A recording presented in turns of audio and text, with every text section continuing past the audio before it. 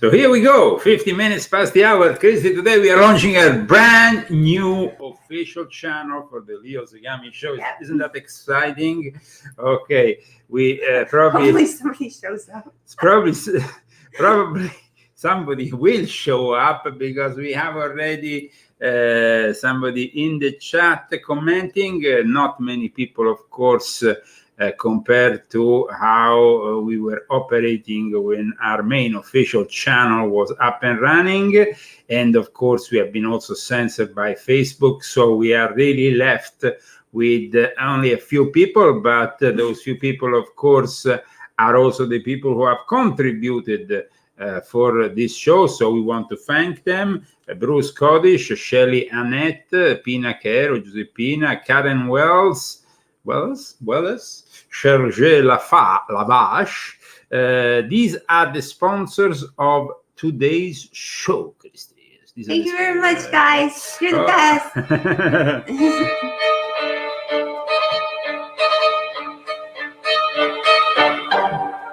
And here we go. Like I said, we are not yet able to rebroadcast on Facebook. It seems like they're keeping us waiting.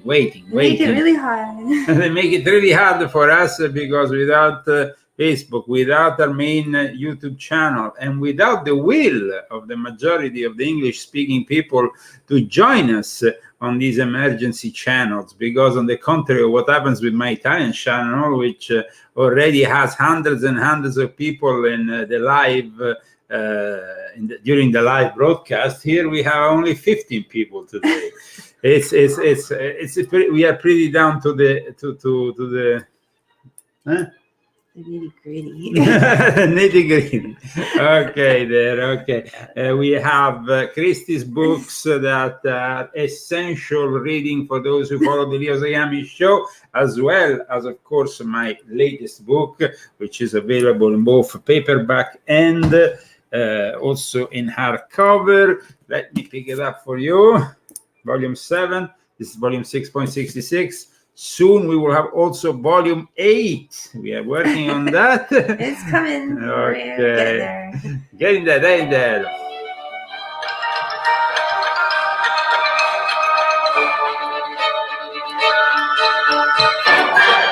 Okay, then, from Palm Springs, California, 17 minutes now past the hour. Here is 10 in the morning, but we are broadcasting worldwide, so people have their own time zones. There is people who are having lunch, people who are having dinner, and people who are still sleeping.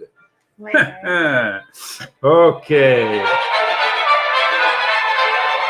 But there is a lot going on.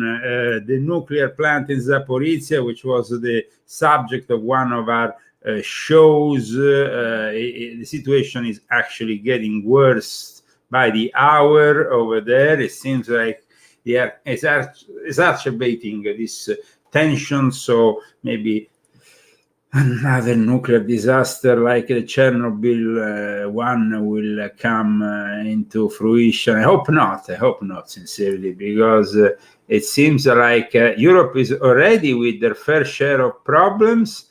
As you will see in a few minutes, I will show you what Russia is doing with their gas. Rather than giving it to Europe, they're burning it.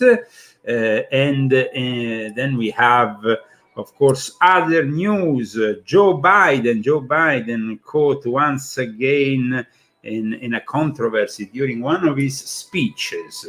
And instead we have the Jerusalem Post, which has published an article saying, "Is God punishing the United States?" Well, they might.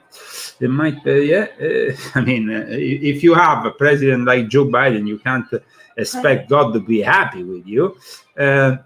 Also, we have, of course, a continuation on the controversy regarding Trump, and of course the redacted affidavit that was made public. Then we have also the worsening of the crisis, which is making the Germans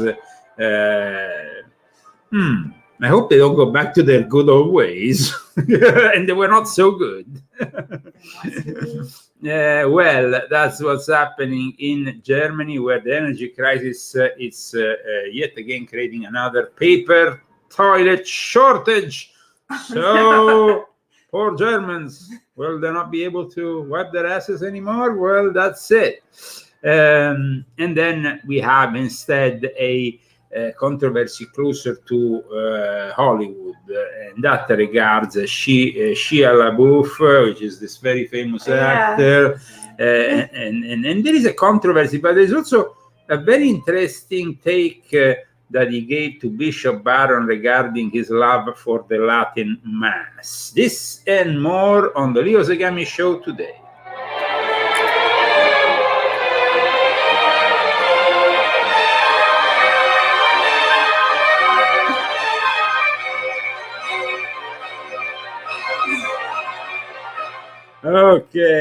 Okay. So we have you all in the chat, at least those who follow closely the Leo Zagami Show have been able to... you guys are really cool. Yes.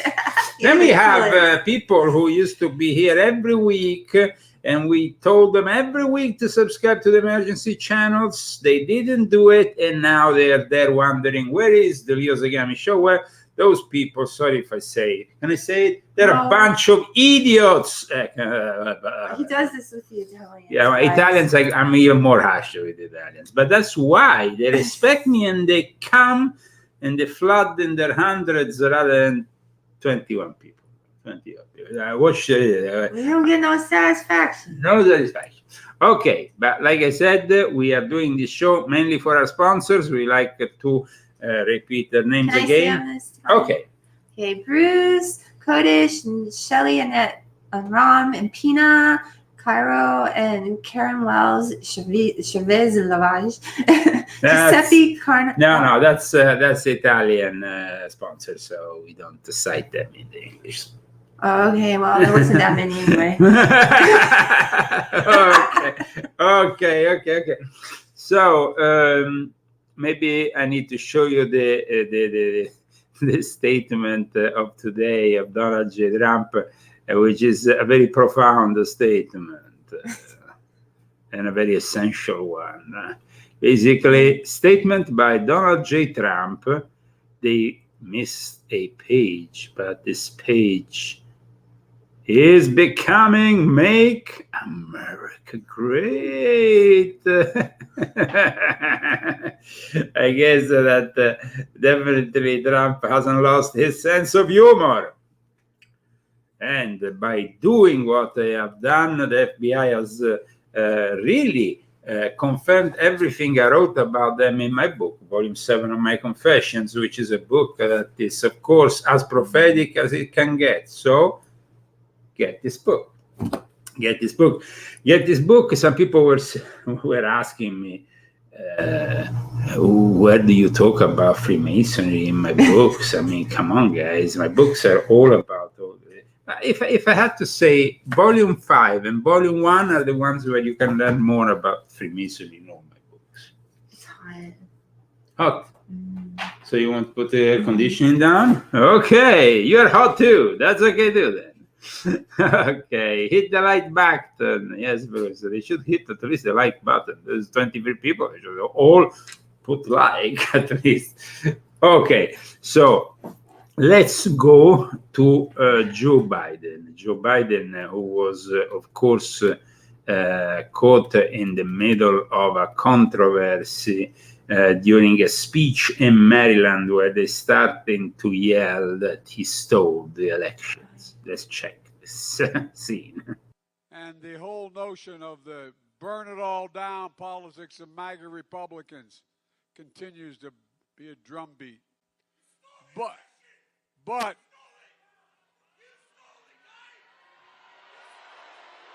that's all right. No. Let him go.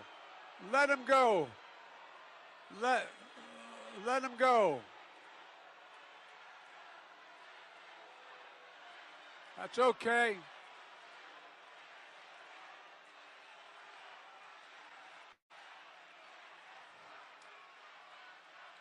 Folks,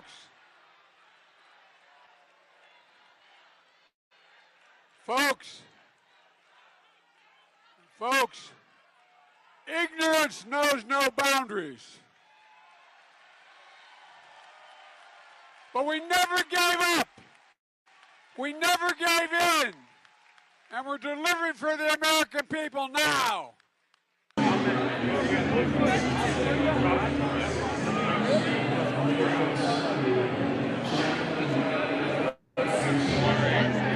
So communist Joe Biden was, of course, contested in Maryland, which is actually a state very Democrat kind Is of it? place, but of course, we know Joe Biden is not very popular with anybody, even with the Democrats themselves. I mean, they would love to have him out the way to put a candidate that will definitely get somewhere, because we know that for the midterm elections and for the next presidential elections, the Democratic Party are going to probably have some serious problems. But that's why they're pushing so much on the topics of choice, which is mainly one, abortion, which they encourage, and that's because they love human sacrifice. The Democrats are evil people. But we will actually like to show you an article today, because amongst the articles I read today, this one was particularly interesting regarding the situation that unfortunately was provoked yesterday by the head of the Federal Reserve, who kind of delivered. Jerome Powell, chairman of the U.S. Federal Reserve, has warned that the inflation fight is far from over in the U.S. and said that we have to prepare for some pain here. It's like How much pain? How much pain? How much pain? I mean, why does it have to be so painful? Why? It's already painful. The fact that somebody like Powell is saying to us that we need to prepare in advance for some pain, it's not good news, Christy. It's not good news. No. I mean, I think that people have suffered enough, but they have not realized yet that this is only the beginning of the crisis rather than the end of it.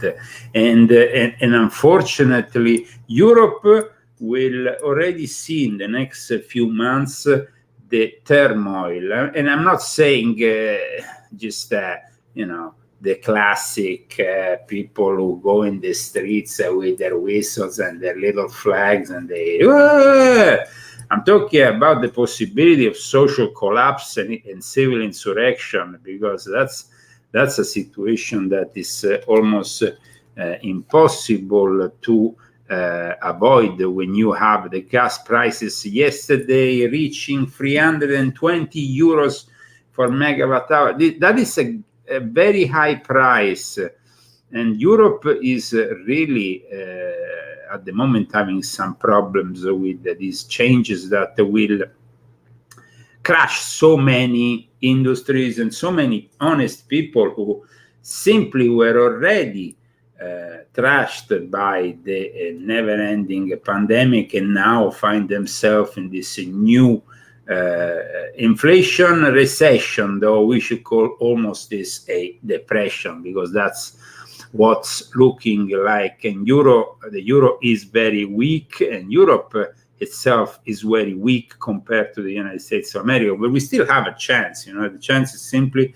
to say no to half of this country who has gone on the wrong path. And hopefully, if there is no more interventions by organizations like the FBI, who are proving to be, like I said in my book, like Stasi used to be in Eastern Germany. It's like operating like a fascist secret police in a totalitarian state that goes after the opposing political the opposing political party, in this case, of course, here in America, the Republican Party against a party like the Democrats, which is instead in with the DOJ, with the FBI, with the CIA, with every federal institution possible and imaginable.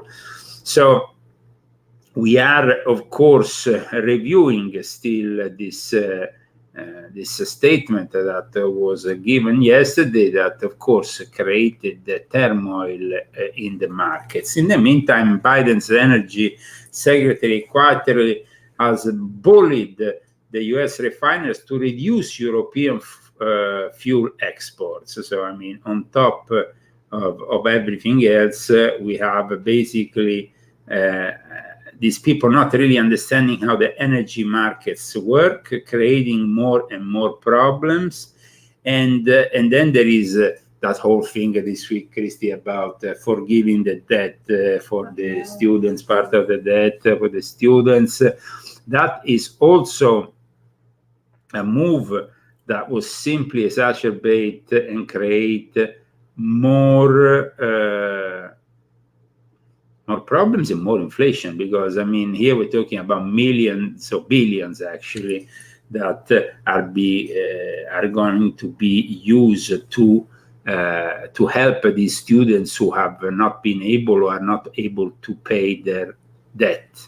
But they should be able. They should sacrifice themselves. They should carry on like their parents did and like everybody else did in the American way. You work, to pay your student loan, and so many have paid theirs off by working very hard. Yeah, so I mean, it's kind of like the immigration thing. Yes, it's a little bit like immigration thing. It's people like me who are doing everything possible and imaginable, working really day and night, so I'm able to get my American citizenship. And then there is people who simply come through the border. They never work one day in their life, and they will continue not working one day in their life. I mean, it's really not fair, no? And then they get everything given by the state. I mean, Powell said we have to be prepared for some pain to bring down the inflation. And I think that is complete bullshit. Aren't the gas prices? No, God! No. That's No, God, please, no! No! No. No! No. No! That's everybody when they go to get gas. Okay. So you understand the situation here it's pretty intense. The Dow yesterday closed down 1,000 points. The Nasdaq fallen 3.9%, and the battle for inflation seems to be not only lost, but it's going to exacerbate, and it will actually increase the inflation because of the wrong choices that Joe Biden has been doing. But if you ask that idiot, what's her name, that idiot, the spokesperson of this idiotic Biden administration, do you believe the student loan will, this was her answer. The question is, do you all believe that this student loan program is fully paid for? And if it's not, why does the president think it was important to have all of his other spending priorities fully paid for to be fiscally responsible, but not this one? So we do, so this, again, this is the question that my colleague here, Ambassador, got. So we have to get a better sense, right, of what we're talking about as far as cost. But let me just say that out loud. She is the domestic policy advisor, and when she was asked that question, so I just want to iterate what she said. But we do believe it will be fully paid for because of the work that this president has done with the economy, because of what you just said.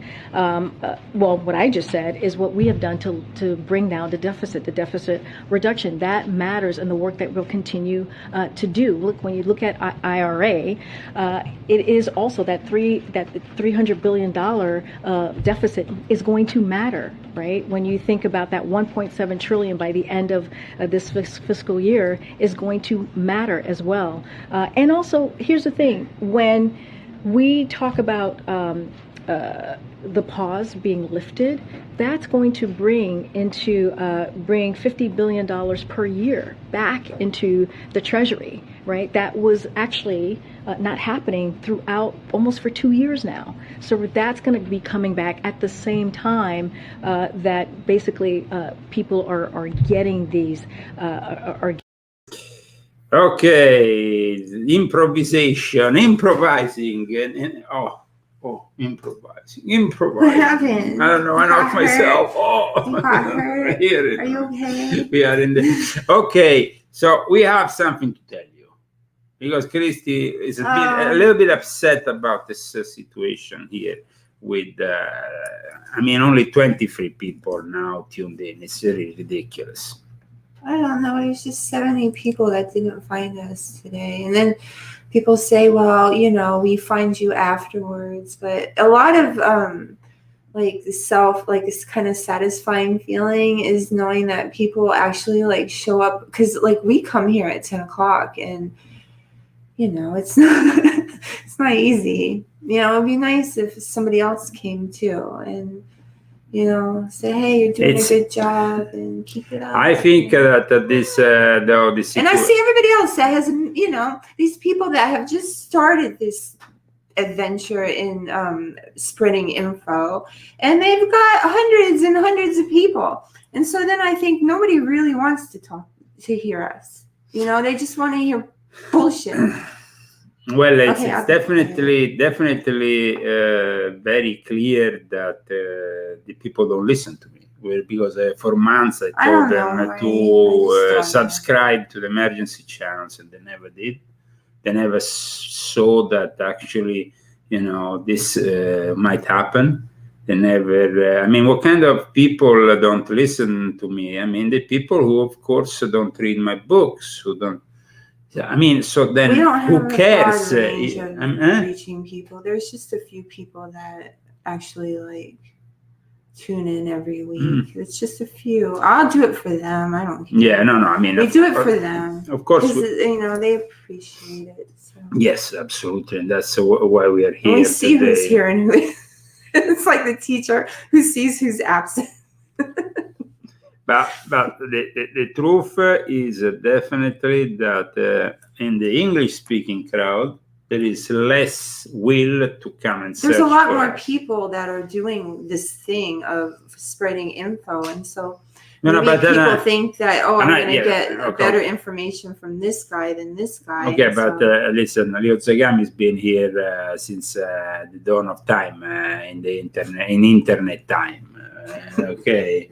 I mean, Leo Zagami has been doing this almost as long as the biggest people here in the business, and being people like Alex Jones, David Icke. These people were around when I started. Nobody else was around. And now we have a bunch of people that think they are doing whatever they're doing. But here there is somebody who has paid with his life for the consequences of, of this truth warfare. Or, you understand? It's like, I mean, we have put our lives on the line. We had to leave Italy. I was arrested for espionage. I was tortured, this and that and all the other. These people have not suffered any consequences. Maybe they are blocked. Maybe they are removed from some platform. But they haven't been kicked out of America yet. We were kicked out of Italy. Yeah, well, this is the last country. I mean, if you don't want to end up somewhere else, yes, this is.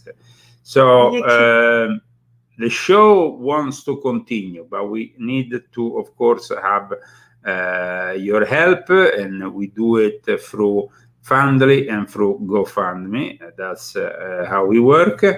You can, of course, help us with donation, also on Cash App. That is possible for those who live in the United States and in Great Britain. I will put it here on the screen. So for those who want to, of course, help us, we are launching today the Leo Zagami Show. It's a new channel in which you can really find also a lot of those videos that were removed, because, you know, when they remove the raw channels, then we tend to lose a lot of material. And of course, this material was never lost from my archives, so I'm re-uploading it. Which might cause some strikes. Well, actually, I got a strike for an interview I did with the son of Oliver Stone, Sean Stone, and it's quite incredible because they told me that that I was actually giving the wrong information about the elections, but in reality, the interview was done before the elections. So how is it possible?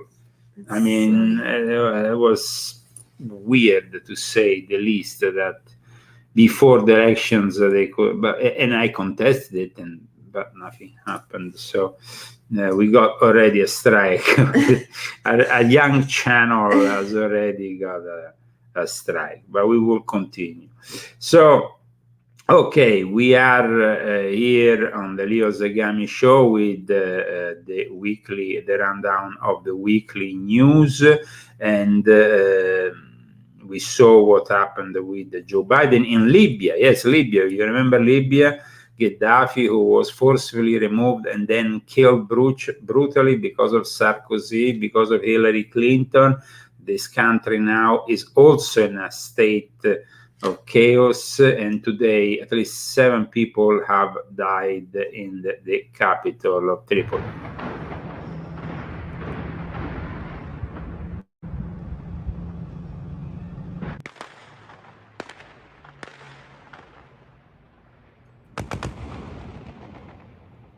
Now, it might not seem like an important conflict with everything else that is going in the world, but you have to understand that at the moment, actually, most of the gas that is coming into Europe, now that Russia has, of course, started to slow down, is coming through Libya.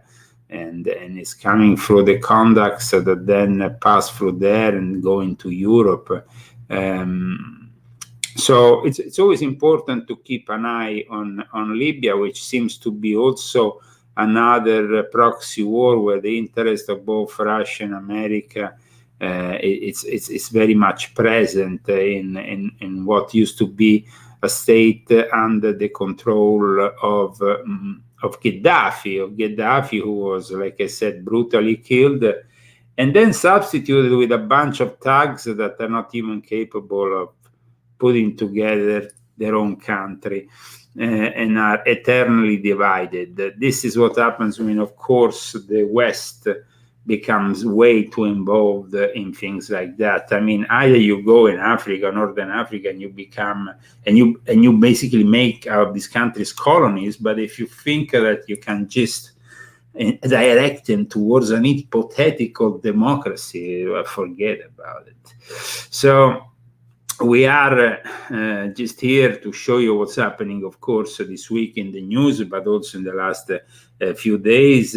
And another important topic that I would like to touch is, of course, Prince Harry. Prince Harry, 25 years after the death of the mother, Princess Diana, Prince Harry is, though, really the least loved of all royals, together with his wife. His wife, that of course is a crook, a social climber, a really despicable person that has definitely transformed Prince Harry in another icon of the left. This is how he paid tribute to his mother this week. My dear friend Prince Seso and I founded Centiboli 16 years ago in honor of our mothers, with a mission to support many of the most vulnerable young people on the planet and to give them care and help so that they can thrive. In Sesotho, the language of the Basotho, the word Centiboli means forget me not. Next week is the 25th anniversary of my mother's death, and she most certainly will never be forgotten. I want it to be a day filled with memories of her incredible work and love for the way that she did it. I want it to be a day to share the spirit of my mum with my family, with my children who I wish could have met her. Every day, I hope to do her proud. She was tireless in her work to support and destigmatize those experiencing HIV and AIDS. Fittingly, her favorite flowers were forget-me-nots. I hope we can remember my mother's legacy by recommitting to those that we serve, whoever and wherever they may be.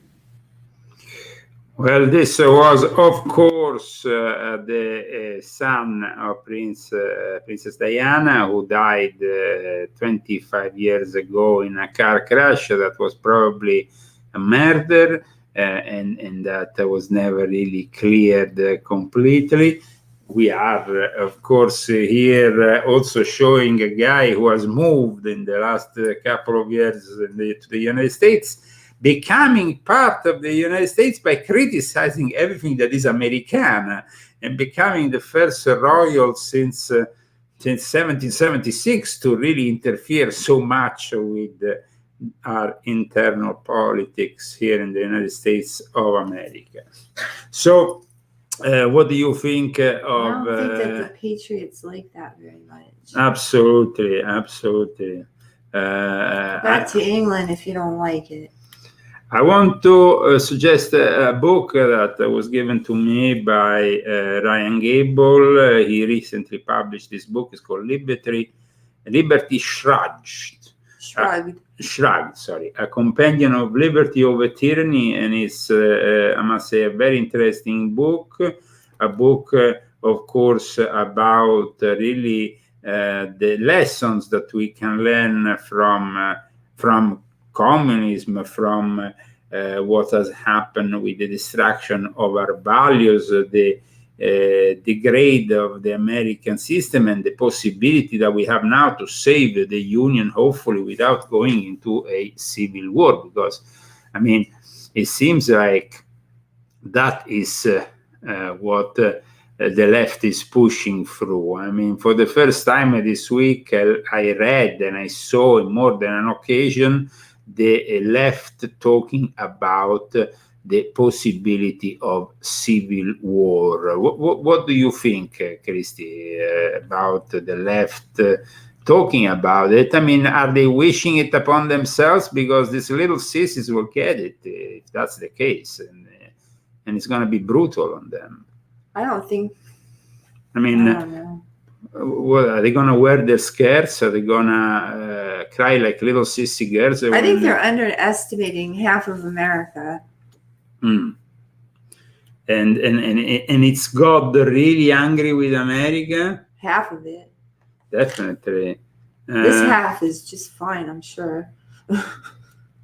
Here it says in this article of the Jerusalem Post, from the end of World War II and for 70 years thereafter, America worked the triumph of democracy and freedom over fascism and national land grabs, energized the American body politic to take responsibility and build the world after the devastating losses of the war. And they pretty much managed to create, even if, of course, they did it in a position that was, for some, not the right position, no? Because they, of course, said that they had to be the ones in charge of this new world order always. But then, since last year, the fall of Afghanistan demonstrated something different. The American role as a world police officer had ended, and that they didn't have that strong position anymore, because we have some very weak people, fruit of very weak policies, fruit of very weak teachings in school, fruit of a whole culture, unfortunately, in the United States that is shaping literally people, molding them into woke creatures that are confused about their sexuality, confused about their reality and everything. Now, we don't care what sexuality you are, but it's becoming increasingly obvious that they care about us. The heterosexual man is under attack in the Democrat America. Virility is under attack in Democrat America. Yeah. I'm a proud male. He is.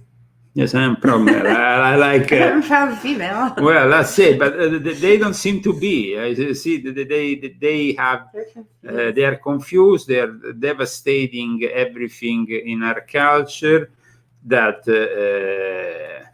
points towards if, normality. Sorry. Yeah. I wonder if anybody could feel this coming, like back in the 90s when they started in with these reality shows.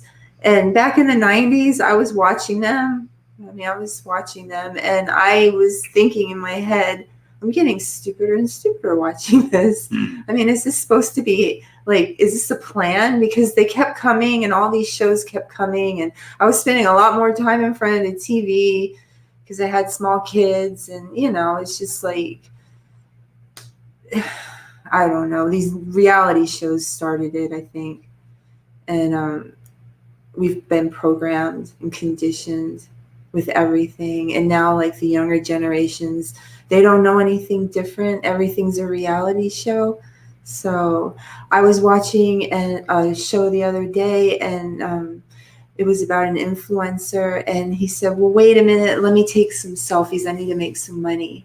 You know, it's like I need to take a couple selfies so I can make some money. You know, and a lot of people are, I don't know. Yeah, they are normalizing I guess, also Satanism. I mean, we saw the other day also a cartoon. What's the name? Little Demon. I mean, it was like they were normalizing things that I thought it was just incredible. How is possible, something like that. I mean, I was shocked. I was shocked. My mouth was like, yeah. And then they named the girl Christina, the Antichrist. The Antichrist is Christine. No, but I mean, the whole thing was just not. It was weird because it kind of showed this normalization of subjects like a human sacrifice. They were like in the cartoon, because it was a cartoon. They were showing like rituals, like real rituals that you actually do to, you know, invoke Satan.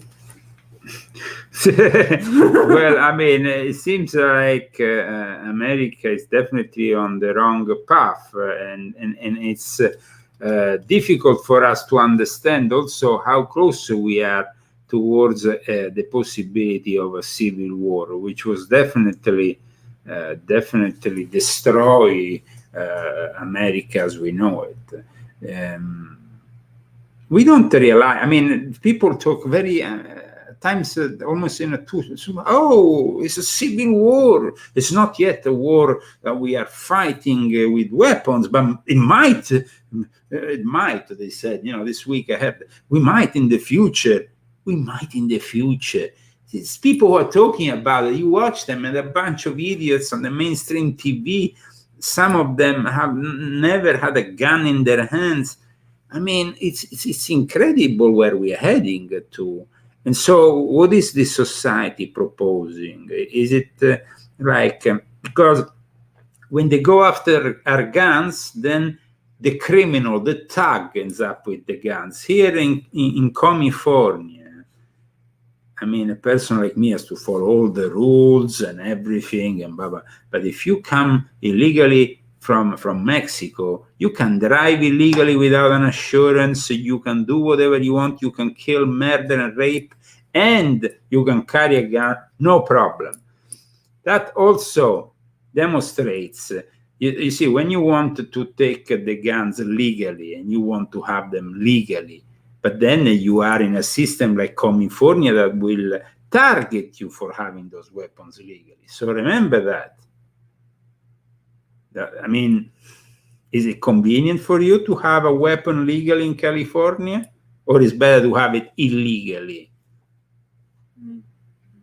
So I mean, it's not easy, but we're definitely facing a situation where you have people like the Kardashians, you know,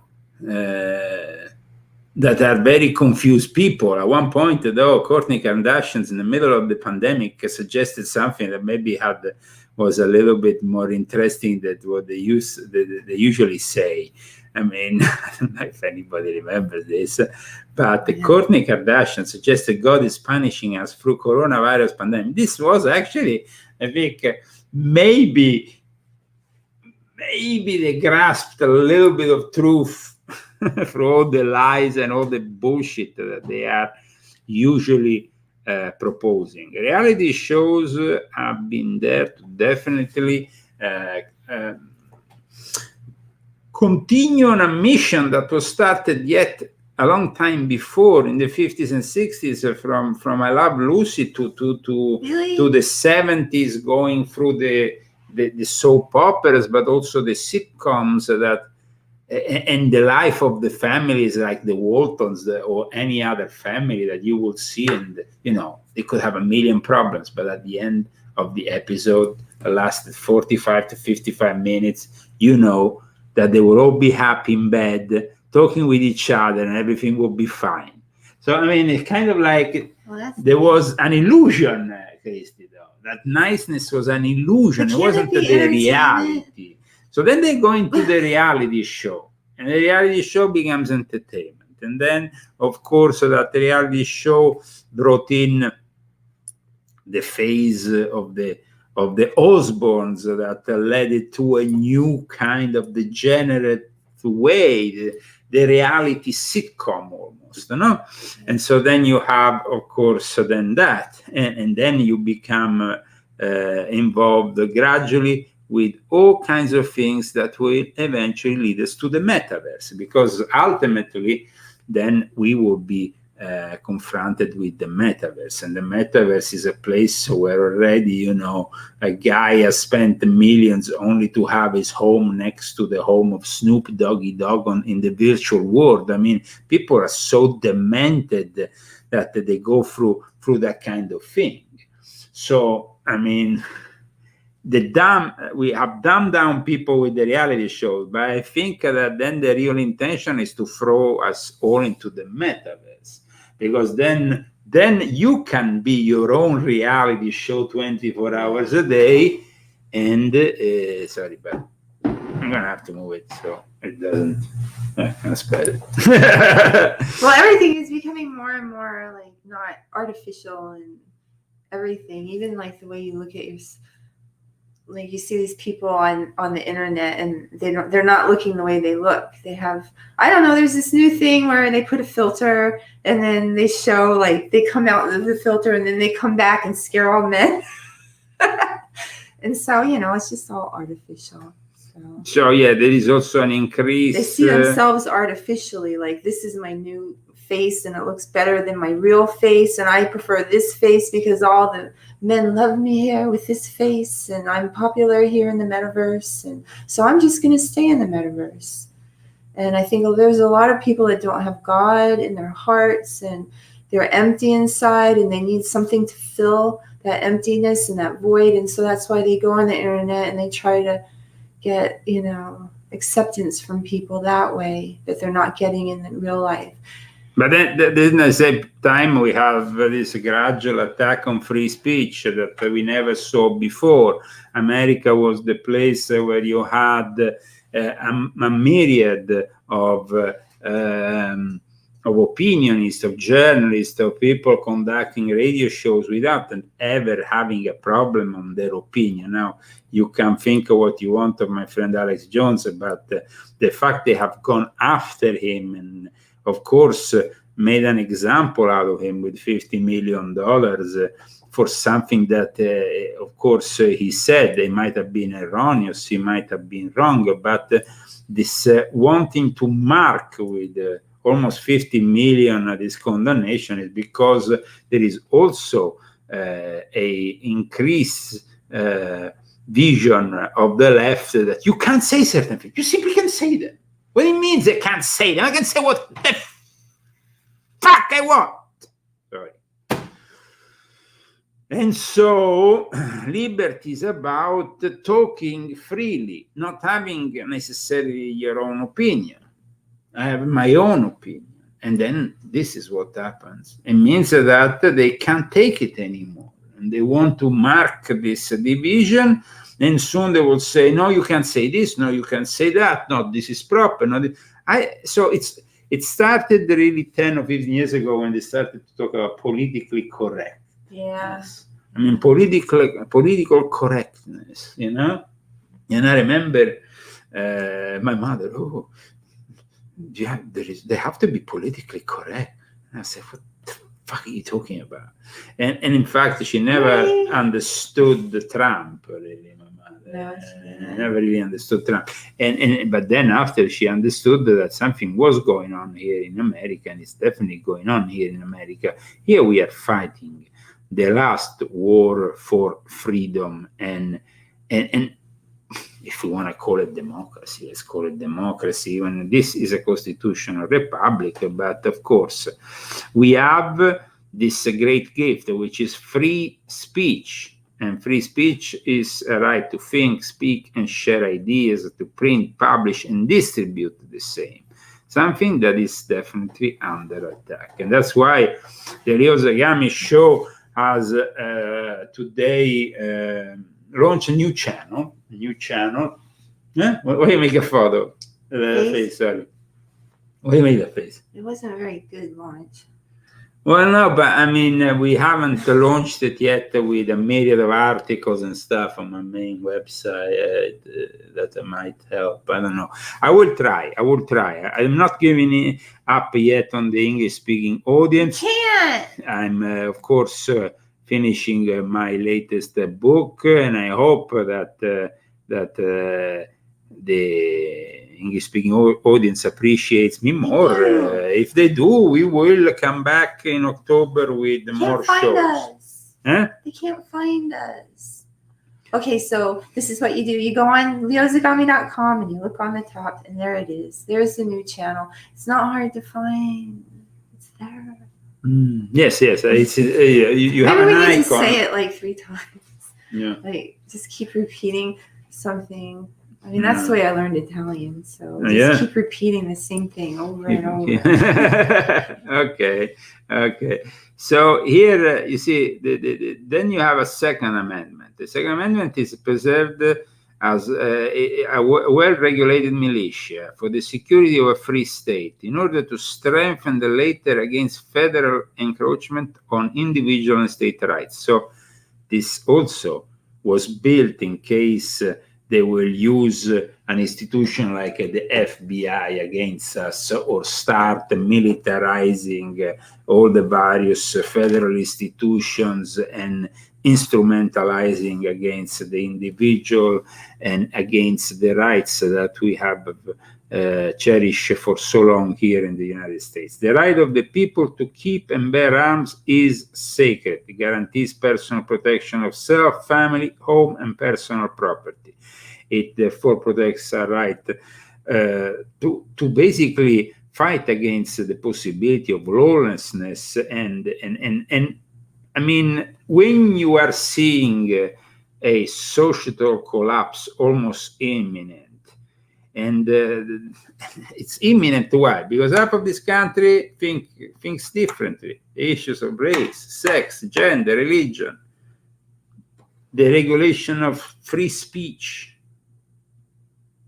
under the umbrella of so-called hate speech. Anything can be today talked about as hateful and offensive, but without protecting our right to talk and to have this free thought, we are definitely offending our constitutional rights, and we are creating a weak-minded individual. So a weak-minded individual, somebody that will never talk, differently, because then you will become scared. And this happens, for example, I lived many years in Scandinavia. Scandinavia has something called the Junteloven, and this is kind of like a social engineering that has crafted millions of individuals and castrated them of any kind of virility. The women control the whole of society. In Scandinavia, they have all the rights. If in a marriage, you divorce, the woman takes the kid, takes everything, and that's it. But at the same time, they talk about equal rights, this, that, the minorities, this and that and all the other. And definitely Scandinavia is not a model that we would like to follow. The social democratic model of Northern Europe instead is the model that unfortunately is followed by these people who are promoting the woke, and they are promoting all this. So we have really a big problem here at the moment, and we hope that we can correct it. But this whole, constant fighting against the persons and saying you have to behave in this way, you don't talk in that way, oh, it's not proper, oh, you don't do this, it's not proper. Oh. That tends to, in the end, it will make you a weak individual, and in the end you will end up like the Europeans. No. Yes, they wanna, I live there. It's not a nice place. it's not a nice place. Not if you me. want to say anything and have your own mind. Yes, if you want to join the herd, if you want to simply be like the rest of the herd, then that's okay. No? Yeah. I mean, it's like about complying. Well, it's a great life if you don't care. If you comply, if you are like, oh, I don't care, or just stand the other way. I'll just something, get it. I don't care. I don't care, and all that. But in that case, I guess it's a great life. Yeah, until yeah, whatever. It's It's whatever. it's sad, but and so it's like we have worked now during the pandemic. Some of us have, of course, been pushed to work remotely, and so to become woke, because gradually and remotely you have embraced really what they wanted from the beginning. Some schools are not even reopening now. There's not enough teachers, they say. And then they invent all kinds of school excuses, and they don't want to go back to in-person teaching after they had this time, with the remote teaching. They just want to stay at home. It's crazy, no? Yeah, it is. So I feel sorry for the kids.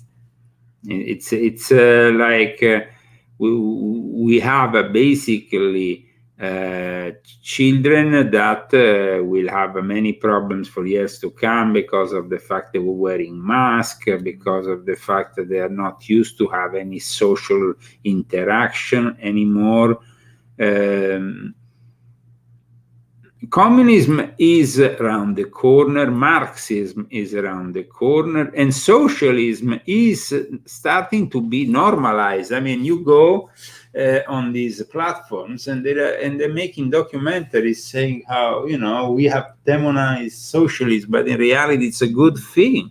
I mean, sorry, you are really seeing and witnessing things that are completely out of this world.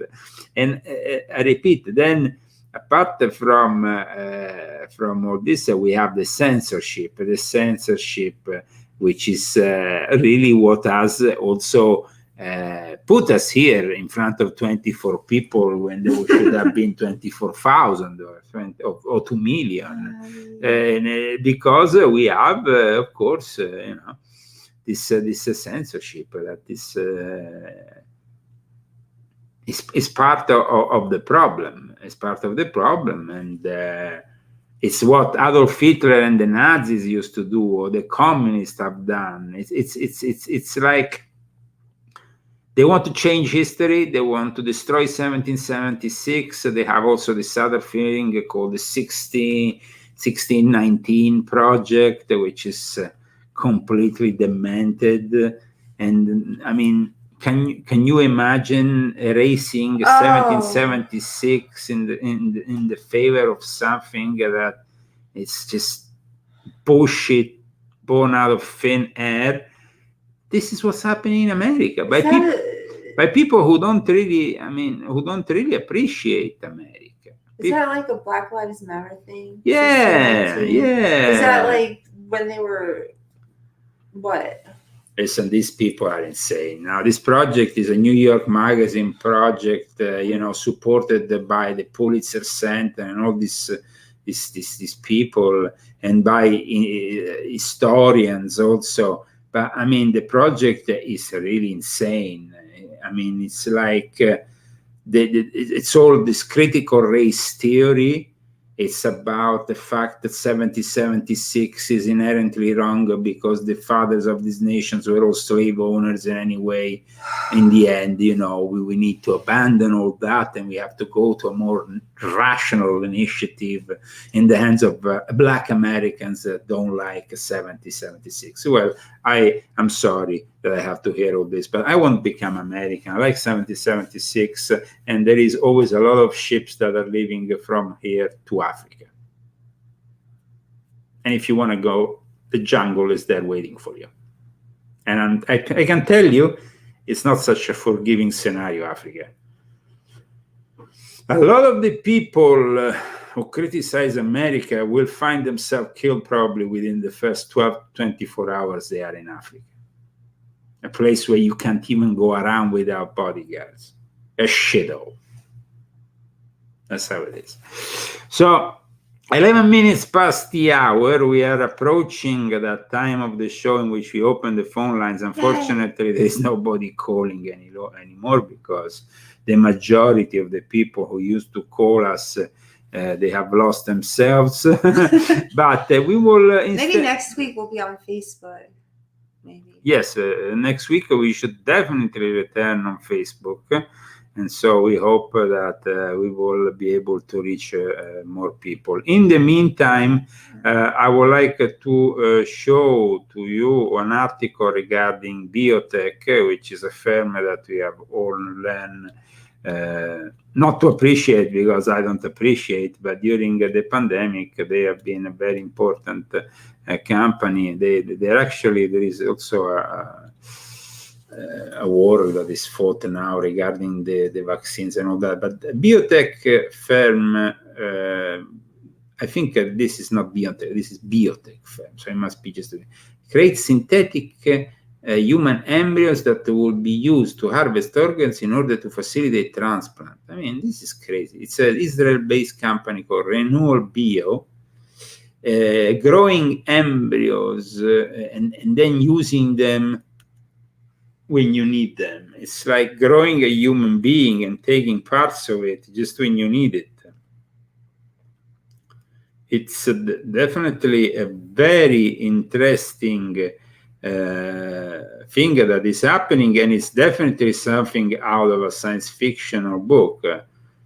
The startup wants to copy you into embryo for organ harvesting. It plans to create realistic synthetic embryos grown jars. Renewal Bio is on a journey for the horizon of science and ethics. I saw a science fiction movie like that once. Oh no, yeah, it's about it's crazy stuff, huh? Well, we like it to always pick up on this news, and of course, more news concerns this week. Donald J. Trump, and they made such a big deal of the fact that some of his secret documents were stashed in with the magazines and other stuff, other items, and that, but they haven't really told us why and if it was really justified what happened with the FBI arriving in Mar-a-Lago. It seems like the only ones who have a different idea are, of course, the Daily Beast, which is really it could be really the publication of the Beast 666. This is the publication of the most libtarded of libtards. This publication today, I read an article on the Daily Beast, and I was like a little bit surprised because they said it's over. Trump will be indicted. And it's like, from what they saw of the redacted indictment that nobody could see because everything is marked. So, but they say that from what they gathered, Trump should be indicted. And it says here, you heard me right. I believe Trump will actually be indicted for a criminal offense. Even with all its reduction, the probable cause affidavit published today by the magistrate judge in Florida makes clear to me 3 essential points.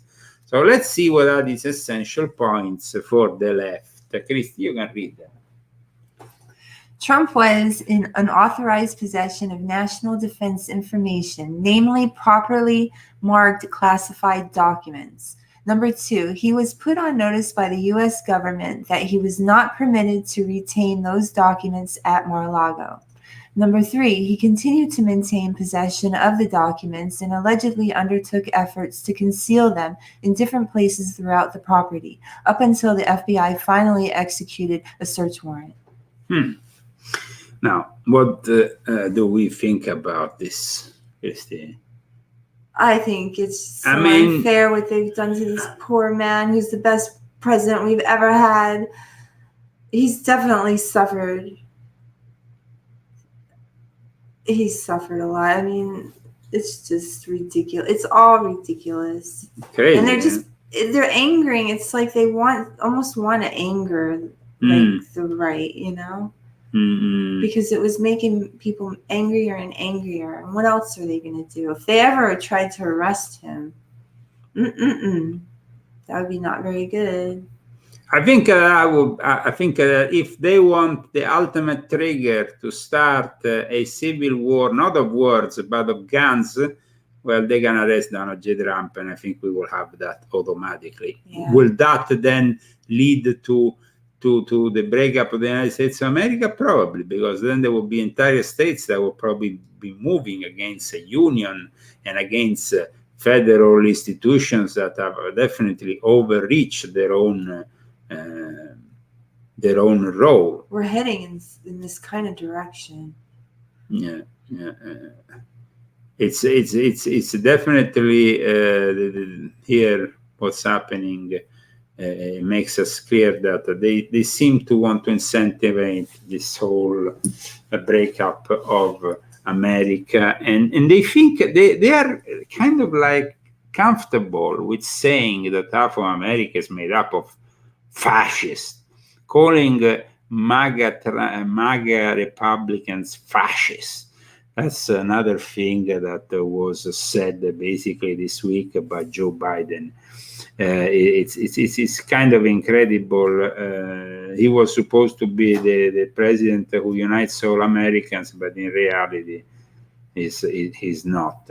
In the meantime, if you want to go to the good old Nazis in Europe, yes, the Germans, they not only are gonna, of course, have some serious problems, and the problems are growing by the minute because Russia is burning rather than giving their gas. So we have images that I want to show you.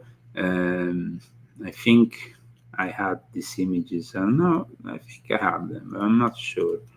I had seen these images and I wanted to download them, but I don't think I actually download them. It was about basically showing how Russia is burning the gas rather than giving it to the European Union.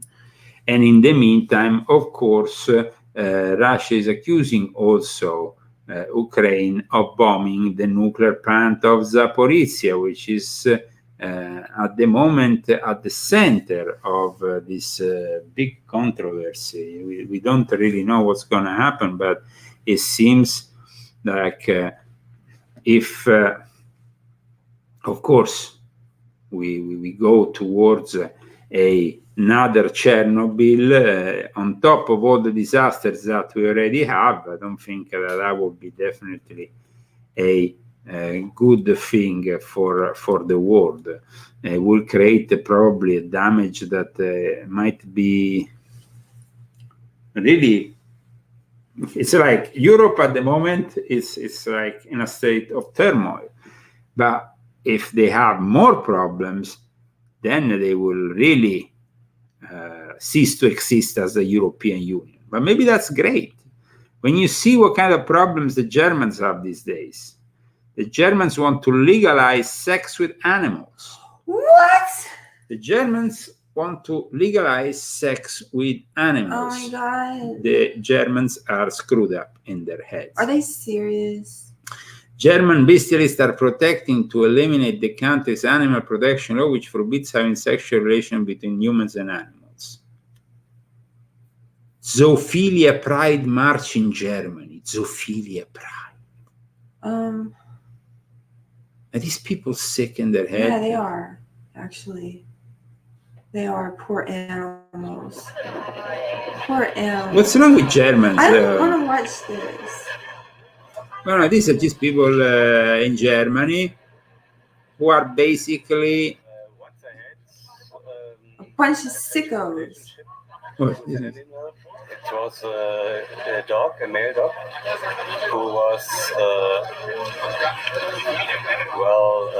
who used me, let's say. And in the moment, I'm living together with a German Shepherd bitch. For me, it is far easier to build an emotional relationship to an animal than to a human. And so for me, it's even easier to have some sexual contact with an animal than with a human. Well, at this point, I guess that Europe deserves a civil unrest and a war like no other. Because, I mean, when you are left with this kind of people and this kind of pathetic values, you deserve death. No. Well, makes you understand why we're at where we're at right now and why God's so angry. God is definitely very angry, and it seems like he has all the reasons to be angry when you have this kind of people. I mean, it's pretty obvious, no?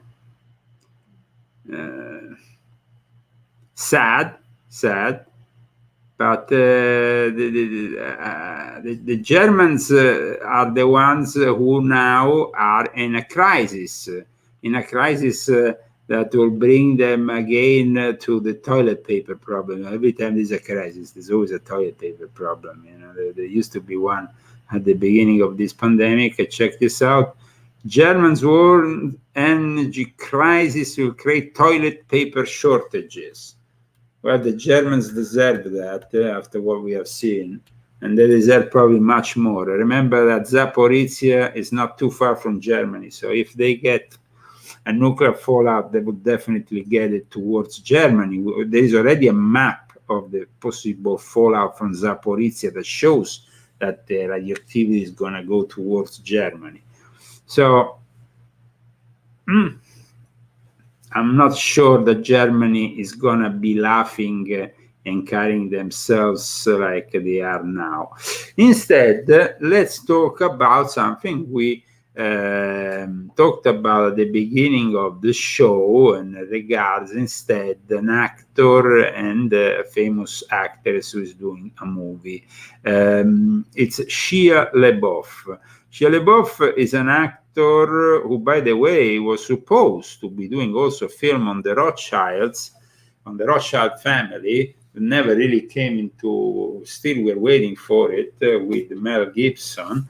But the interesting thing about him is this controversy that suddenly has arisen with a colleague who used to be an actress, now Olivia Wilde seems to be also involved in making films, who apparently kicked out Shia from the filming of the movie to substitute him, and or now the truth is coming out, and the truth is that apparently maybe he left. I don't know. It says here Harry Styles, Olivia, well, much hype movie Don't Worry Darling, which is supposed to be present now in Venice soon, causing worries as PR scandals increase.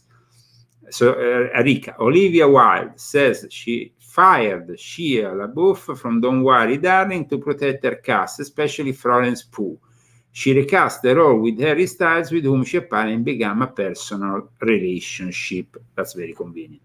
But the thing is that now there is instead a video in which apparently Olivia was basically begging him to stay on the movie after admitting that she knows Shia made Florence uncomfortable. Let's see this video, and then we will also see more about this whole matter. I know it's kind of trivial compared to what we talked about until now, but it's also important because it makes us understand the state of Hollywood at the present time. And this is what the video in which she begged Shia to not leave the movie.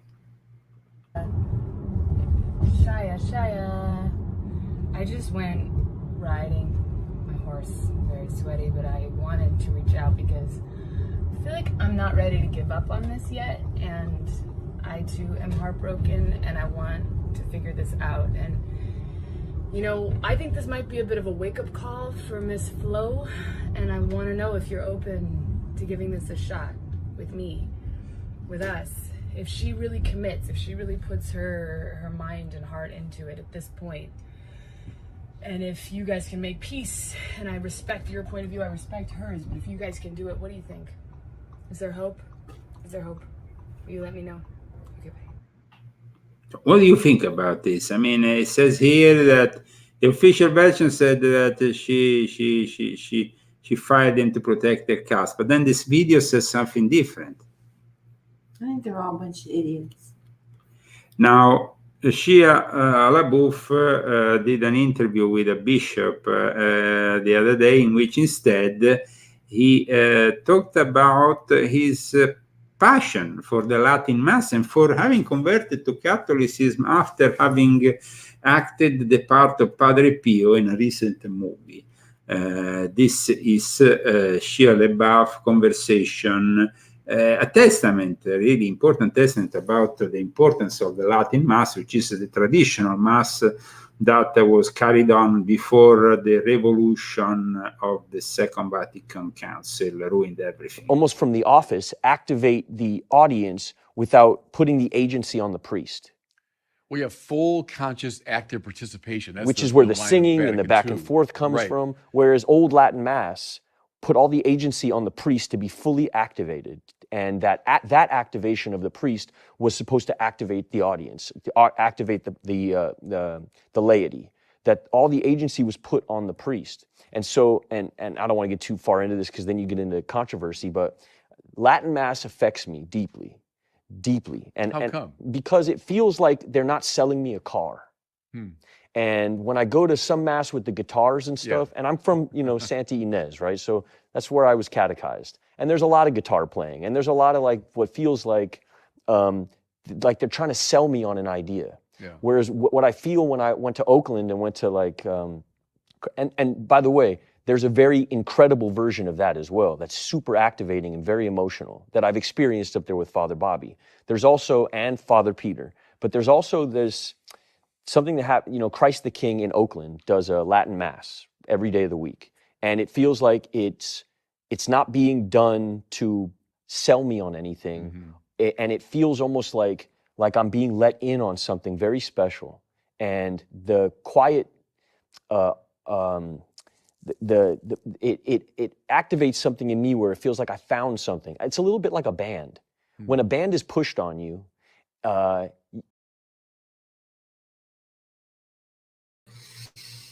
so that was definitely an interesting thing he said, in which you also, Christy, seem to have recognized a passage of your early life when you were brought into a Catholic church that was doing all this kumbaya shit with all this progressive thing, and they were detaching from really the Catholic tradition. So what was that experience, Christian? Oh, well, it's just when I was living in New York, the churches there were Roman Catholic and they're very traditional. And then I moved to Colorado and I was living there for a long time. And I didn't really go to church every week. My grandmother did. But when I went to Colorado, the churches were very casual and kumbaya with the good guitar. And it was just not what I felt like. It should be more ceremonial and more with it wasn't like, like that. It felt hippie-ish to me. And so I didn't like it. And I ended up not going back. I said, I don't know. I don't like this Catholic church. And so I stopped going to church because there was so many things that the Catholic Church was doing, and I just felt like they were hypocrites. And then all the people that I met that were going to church, they were doing one thing and saying another. And going to church, it was like the typical hypocrite. And so I didn't want to be like them. And then they always want to sell you on God. And I think that, the love of God is in a person's heart. And just by being nice and kind, you don't have to say, you have to follow Jesus and all this. Jesus wants us to be kind. He wants us to love everyone. He wants us to be good people. And those are the things that make us good Christians, I think. Well, I don't know what I'm talking about. In the meantime, let me remind all our viewers that September 16 to September 18, Dark Secret and Bright Hopes. This is an event taking place up north here in California, near Sacramento. Quite near Sacramento. There is Derek Gilbert from Skywatch. He's always a great spokesperson. I mean, how you say? Great author and person. Like a speaker? Speaker, yes. Like a speaker, yes.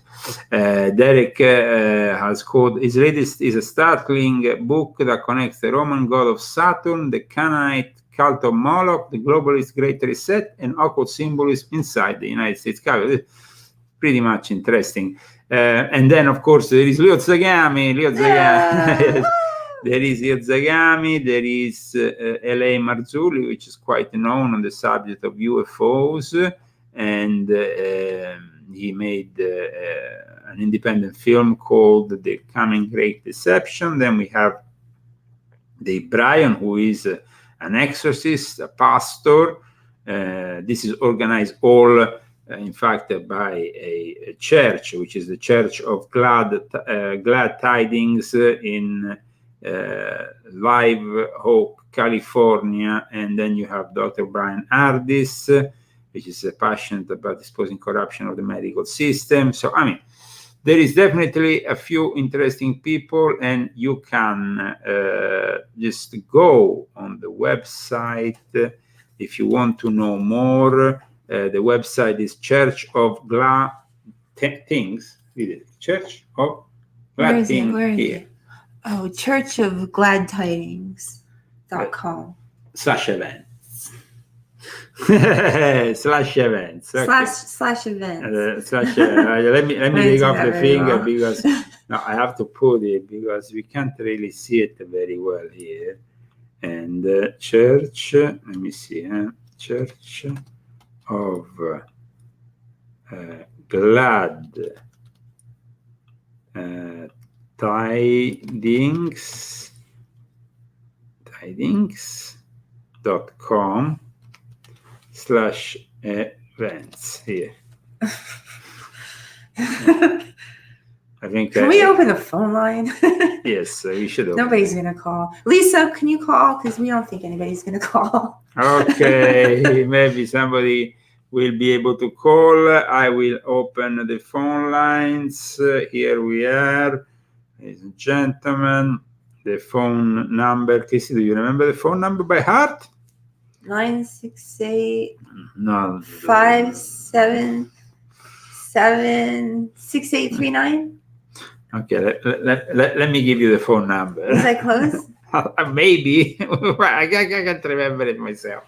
Let's see. I said 968-577-6369. What is it? Just a second. It's the number. It's sorry. Just a second. The number is okay. Here we have the number. Hey, I was close. I don't know what I said. I don't know. I was close. I don't know what I said.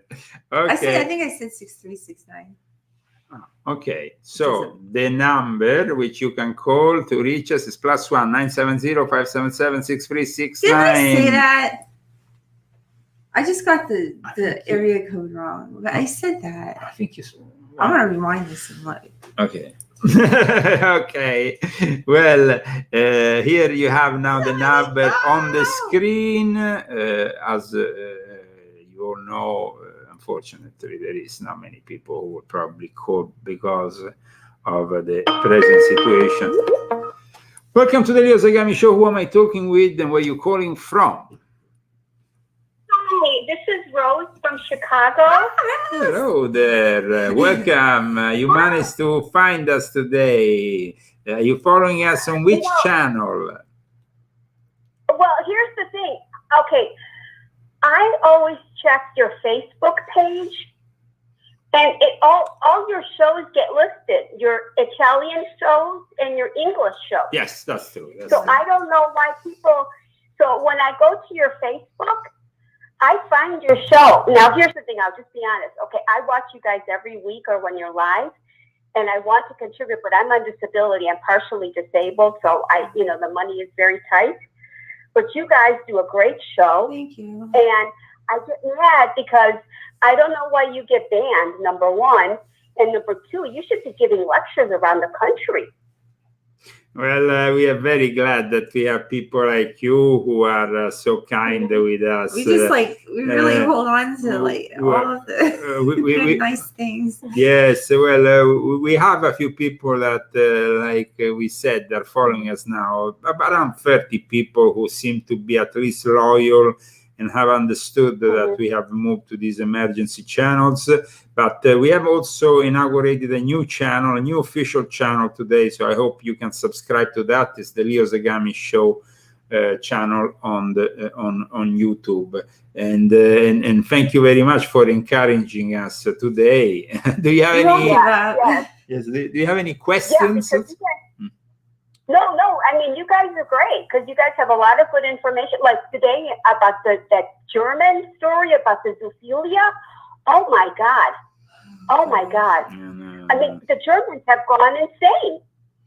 I know the Germans, unfortunately, the problem is, you see, the actual school of Frankfurt, like I explain in my book, volume 7, the Germans, I mean, they had this problem from the start because the school of Frankfurt then came to the US and inspired this whole woke ideology, was born, of course, in Germany. So it's in Germany that really the most perverse ideologies, I mean, communism, Karl Marx, Nazis. Came out of there, it's just crazy. And it's just like, that's why I watch you guys because I went to school in Austria. And so I'm an American. So what's good about you too is that being a European, you have, and you're multilingual, because I'm multilingual too, you have the ability to catch the news from Europe that many people in America would never see. Exactly. Yes, absolutely. In fact, there is definitely a big chunk of news that is gradually left out, but also it's left out because they want to leave it out. For example, the fact that now in England, there is a complete societal collapse that people have not really understood the likes of. The energy crisis is going to push both England and Germany to have societal unrest. Because you see, there is parts of Europe which are a little bit more kind of used to be oppressed. Like, for example, Italy, Spain. These are countries which have a fascist DNA in them. Italy had fascism for over 20 years. Spain has fascism until the early 70s. So we're talking about countries that for decades had fascism, real fascism. So when they get oppressed, they tend to just do, they might talk a little bit, but then they always comply. The same can be said to a certain extent about other countries. But then you have France. France is usually a little bit more awakened, but unfortunately it's been beaten down by decades of brainwashing.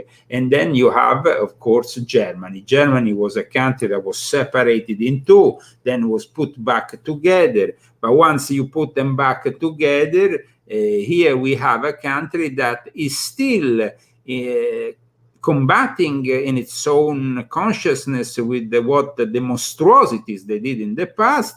And the reaction is to go right to the opposite, to welcome anything that, it's alternative. So let's, that goes against our understanding of things, welcoming millions of refugees. We saw what that did to Germany. Then you had thousands of cases of rape.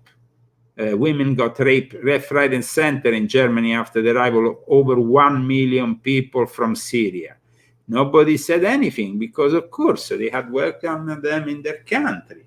And then you have, of course, now Germany saying no to the Russian gas, knowing that there is no other alternative. You are basically saying to your whole population, starve, because we need to help Ukraine.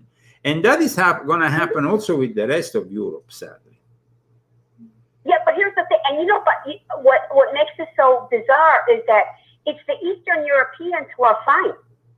Russia's fine. Eastern Europe is fine. They're not going to have any problems this winter.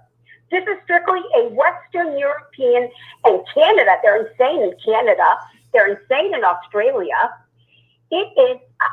I watch. I see these things because because like I said, I'm partially disabled, so I watch everything from my computer. And these countries are going insane. Yeah, no, there is the countries that are part of the so-called Commonwealth that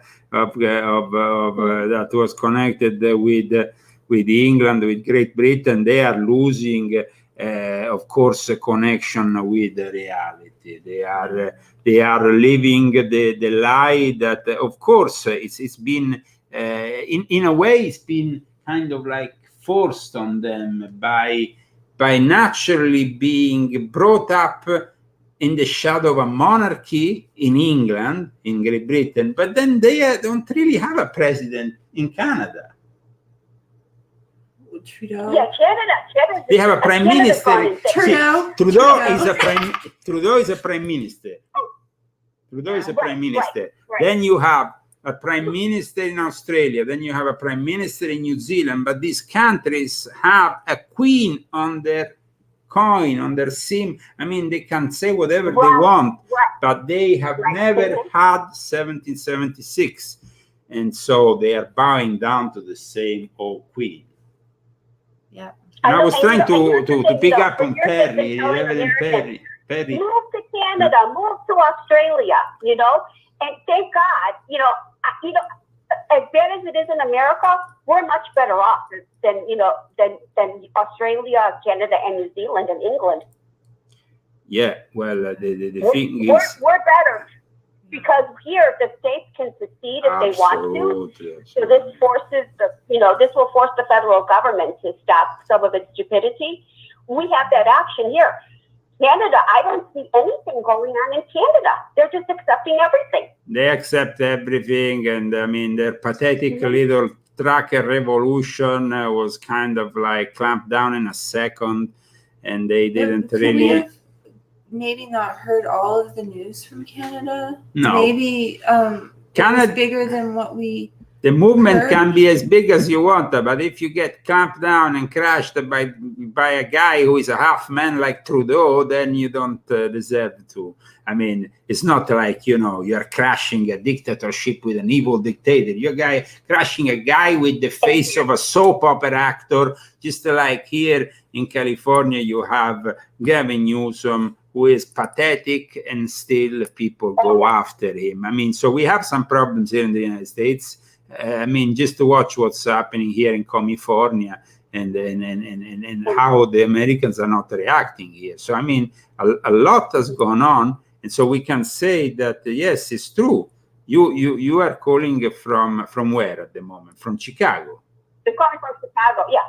I mean, it's crazy in Chicago, but I'll tell you one thing.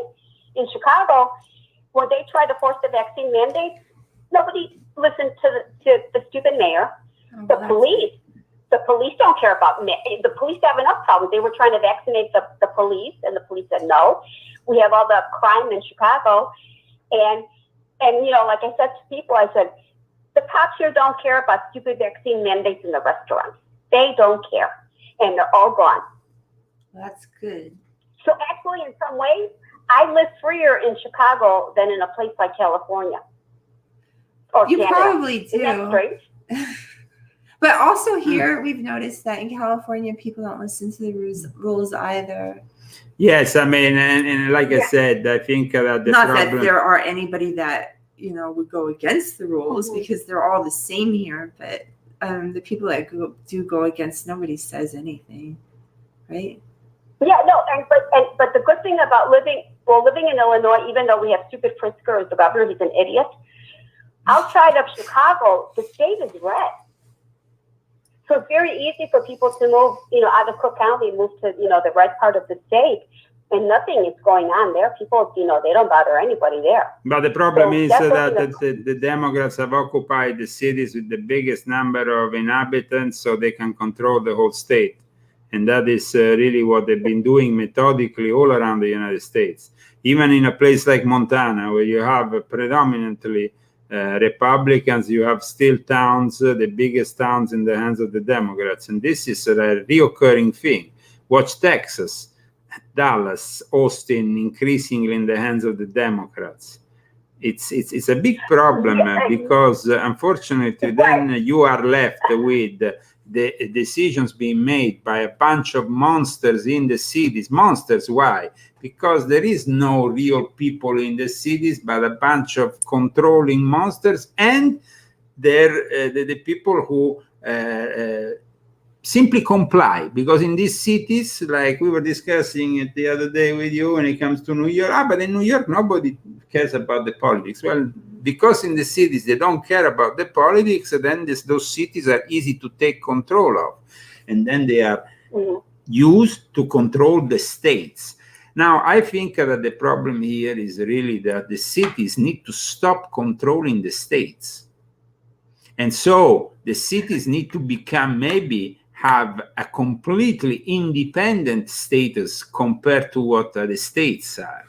Because by you know, if we have to depend from the cities, this is what happened in Nevada.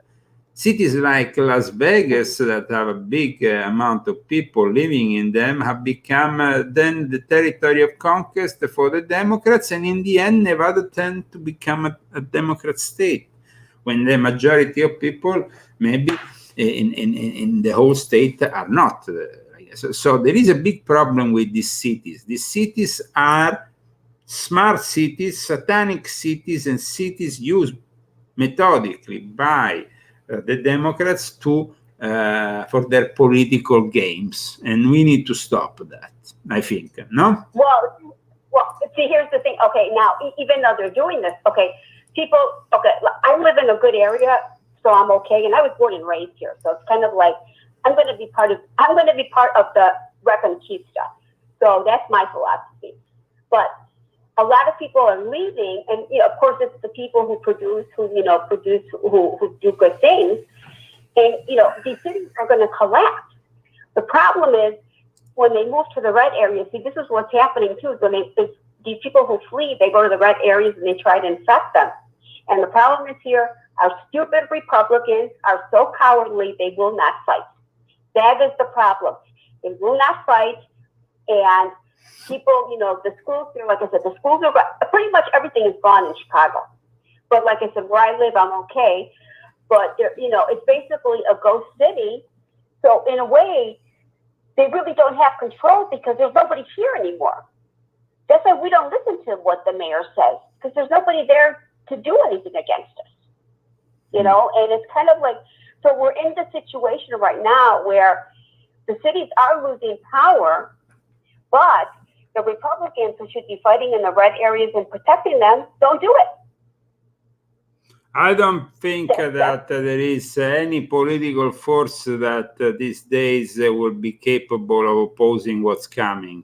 Yes, we have, of course, the Republicans and the so-called MAGA Republicans that might be a little bit more focused, and hopefully they will manage to do something. But what is coming is so ugly and is so much controlled by external forces that like the United Nations will be capable of coming into this country once they have destroyed the very basis of this country and transform it in a third world hellhole. That's when they will come in with their own United Nations New World Order policies, and they will start sending foreign troops here on US soil. I hope that's not going to happen, but it's kind of like, you know. I feel positive that no, it's not going to happen. I just, you know, like I said, I'm living in ground zero right now, and where I live, we don't think like that. Because like I said, they can't control us here, and we do what we, I mean, you know, we're law-abiding citizens, but, you know, we don't care what they say about mandates. They're pretty much gone. And nobody bothers us. The police never bother us. So, you know, that's so what, you're trying to say it's the great blue, to live in Chicago? you know, like people, I mean, I don't understand what you're trying to say. The thing is, I understand that you live in Chicago and you feel great, but this is a place where they don't let you have weapons. The only people who have weapons are thugs and criminals who shoot people on a constant basis. You're living in a hell zone. I don't know if you know that. Oh, no. Well, okay. No, there are people who do have, see, they hide this. There are people like I check the local news. People do have concealed carry in Chicago. In fact, they shoot the criminals. We just had a couple cases a couple weeks ago where they tried to carjack some cars. The people had concealed carry and they killed them. They killed the carjacker. So that was good. Yeah, that's good. So it's kind of like people are kind of waking up and starting to have more concealed weapons. Oh, yes, definitely. In fact, I could get concealed carry, but I don't because I'm so clumsy I would shoot myself in the foot. So I don't have a gun, but I don't feel scared. I mean, I'm careful when I go out, but, you know, I'm not terrified. And like I said, we do have concealed carry because, like I said, they've killed a couple of carjackers in the past couple of weeks. So people are, you know, they do carry. And it's kind of like we're in this weird in-between situation. You know what I'm saying? Mm-hmm. It's we're like in a limbo right now. Mm-hmm. We're like in a limbo.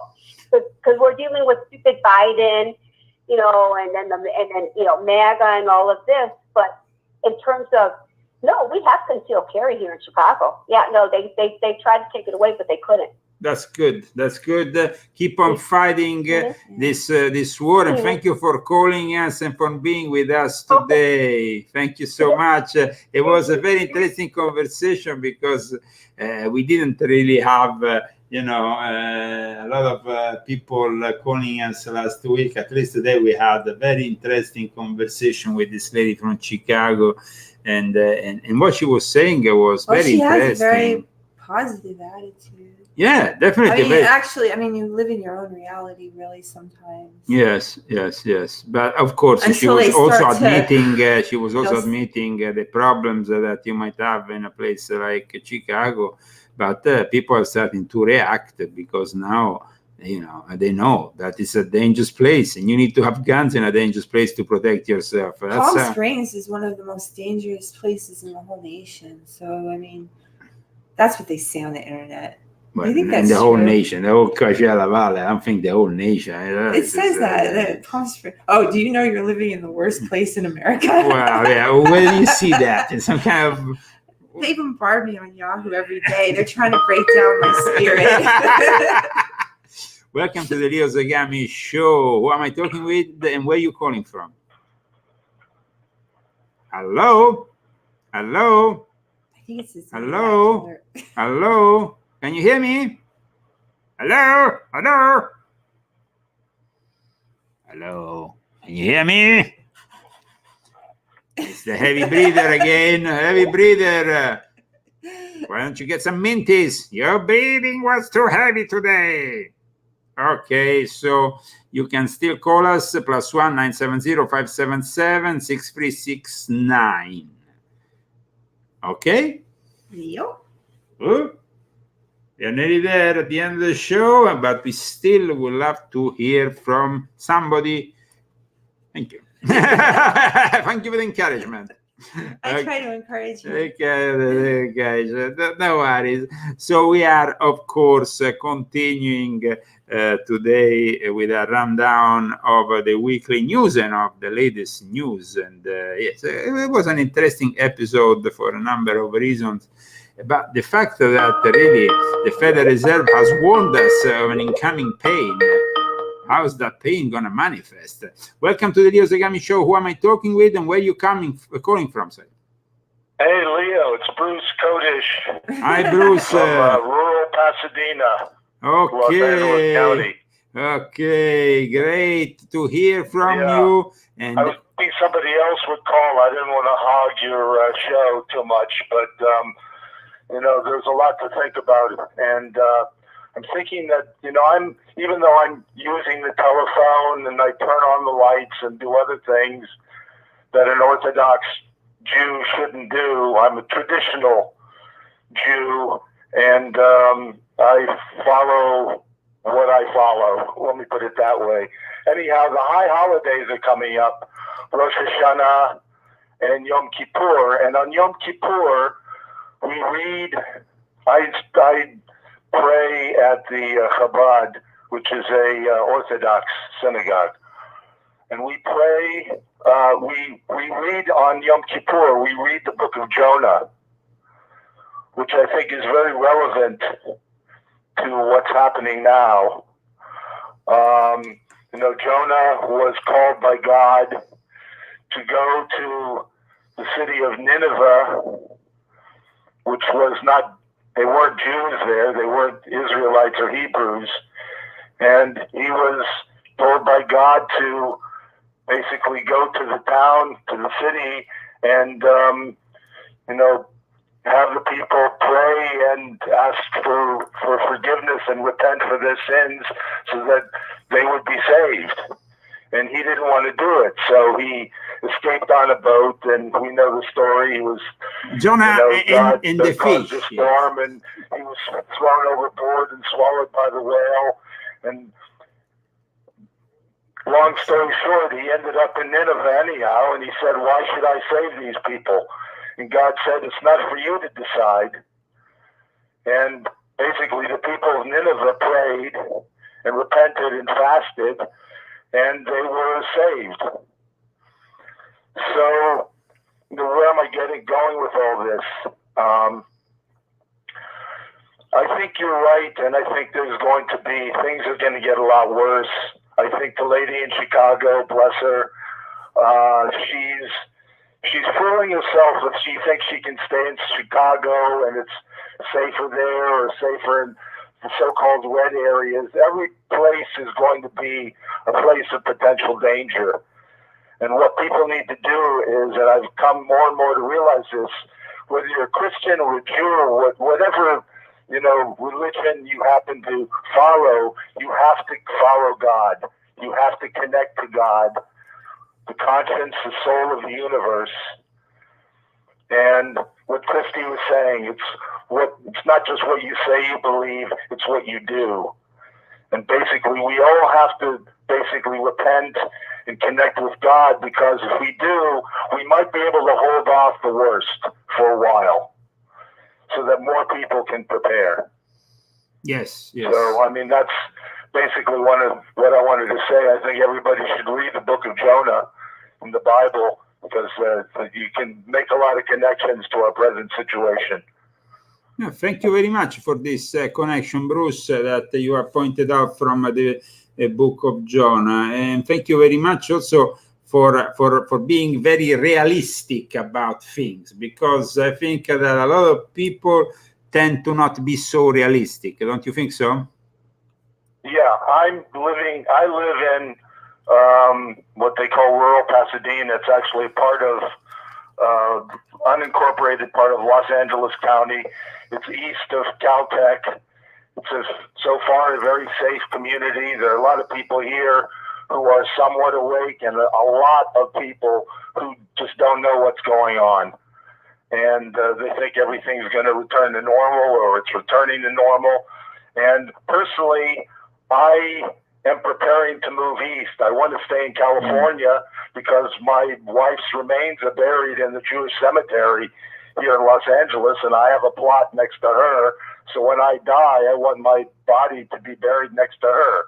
So I feel like I have to stay in California, but I'm going to move east, closer to where you are. And it may take a while for me to get that going. I hope I have time, but I'm planning to move because, you know, Los Angeles is one of the most densely populated places in the continental United States. In fact, I was looking at some maps, and Los Angeles County has a denser population than most of the states of the United States of America. And when how does it go? When you know what hits the fan, let me put it that way. Whenever it does, you know, I don't want to be in Los Angeles County. You know, it's too close to the city of Los Angeles. The cities around here, like the city of Pasadena and San Marino, are woke. They're smart cities where they're trying to initiate the smart city. And in spite of whatever, you know, problems are in Palm Springs, it's out in the desert and it's away from the big city. So people there will have a better chance to, you know, make the next step if they have to. And that's where I want to go to. But, you know, we live in a very, very uncertain time, and we don't know what's going to happen. And people shouldn't be complacent because they don't live in California. And well, leave California to the libtards. We're in the red area of the United States. Don't be complacent. That's all I'm saying, because there's going to be problems everywhere. Thank you for your words, and thank you for your testimony, Bruce. Hopefully we will be speaking to you soon. And thank you for, of course, intervening on our show as much as also supporting it. Rambo is here. As you can see, Rambo is here. We are reaching the end of the show, but we will, of course, talk soon. And in the meantime, as Bruce has talked about Jonah, this is an important story that people need to know more about. And so I think that it was really excellent that Bruce brought it up. And so maybe before going, I would like to leave you with an animated moment regarding the history of Jonah that goes into the whale.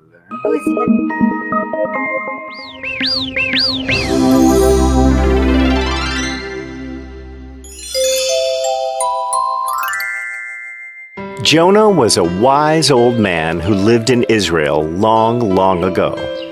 He was loved and respected by the people. Everybody came to him to solve their problems, and he gave them wise advice. God loved him because he was a good man and he helped his fellow beings. Jonah loved God. He followed his teachings and prayed to God all the time. Nineveh was a neighboring country of Israel. The people in this country were known to be very evil. They did not follow God. They did bad things. They were cruel, greedy, and were always fighting with other people. Because of this, God was angry with the people of Nineveh.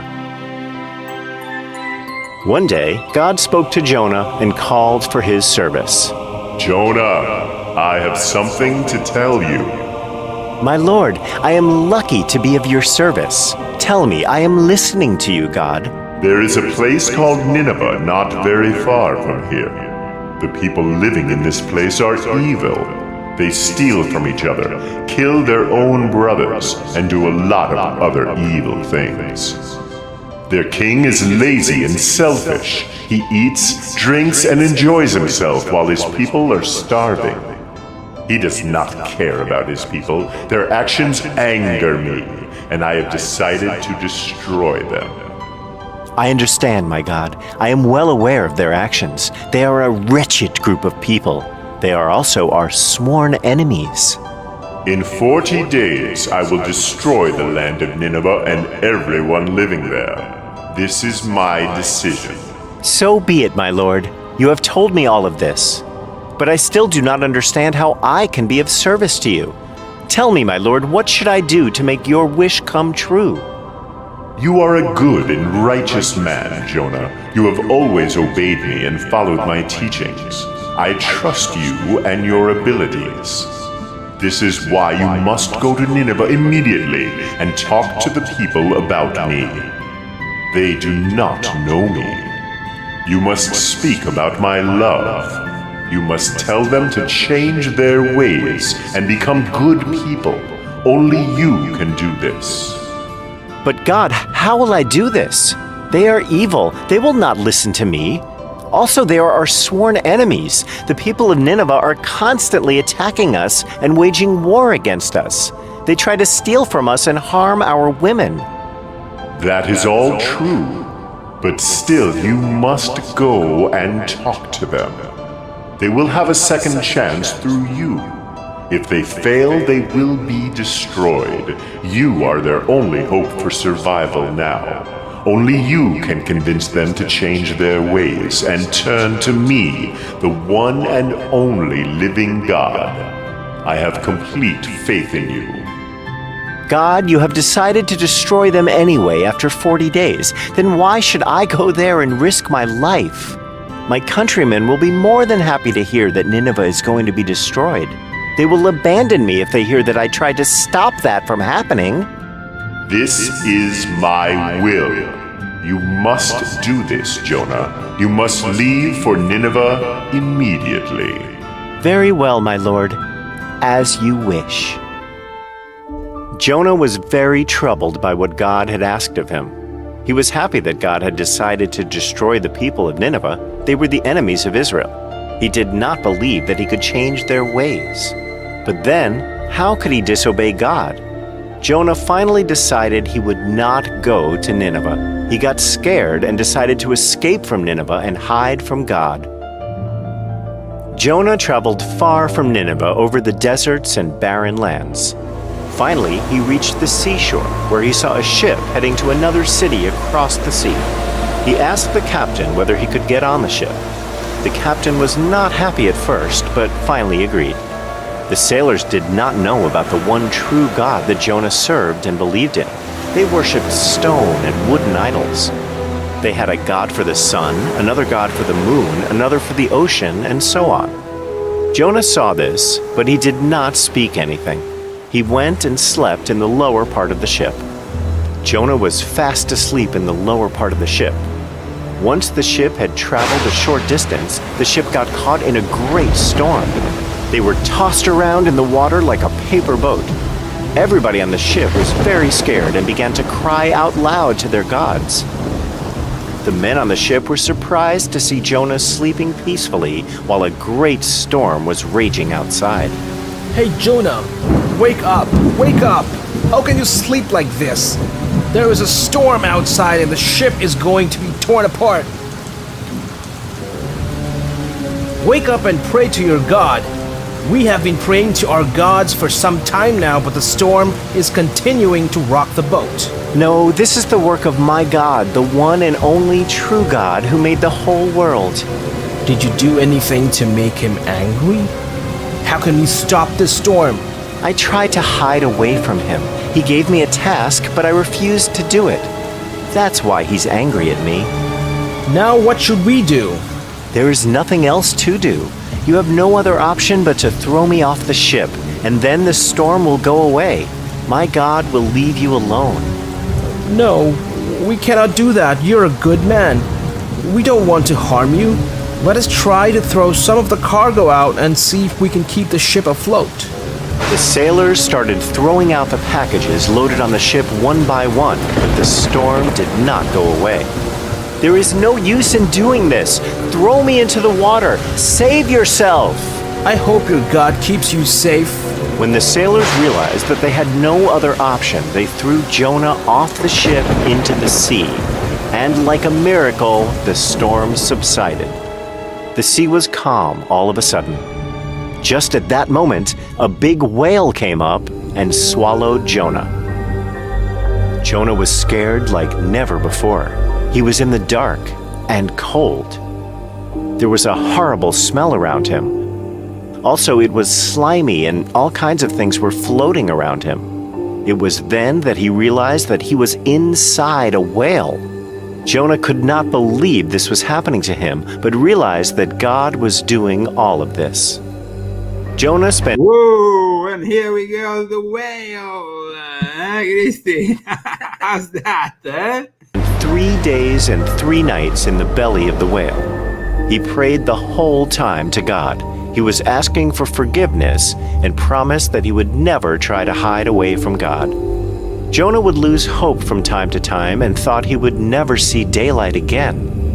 He thought about the foolish things he had done. How could he believe that he could disobey God and hide from him? This was so stupid of him. Alone in the cold, dark insides of the whale, Jonah became very sad. But he called out to God, and it gave him strength.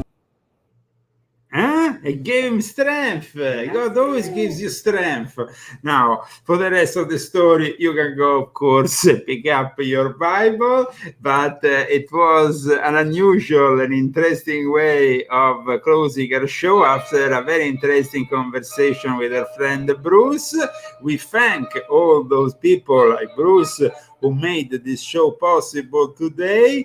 And thank you so much for tuning in today on the August 27th of the year of the Lord 2022. Christy and Leo Zagami will see you again next Saturday with more news in these troubled times. We are simply reporting the chronicles of this unfolding apocalypse with an unusual geopolitical analysis. Sometimes we like to also smile and we also like to be able to laugh a little bit about even the most dramatic scenarios. No, Christy? I gotta go make the pizza. Pizza. Bye, everyone. Have a nice week. Thank you to all the sponsors of this show. And if you want to become a sponsor, you can do it with Fundly, GoFundMe, or Cash App. See you next Saturday. In September, we might have back Facebook. We might even have back the main channel on YouTube. We might even finally reach all those people who lost themselves. Find yourself. Find yourself. Okay.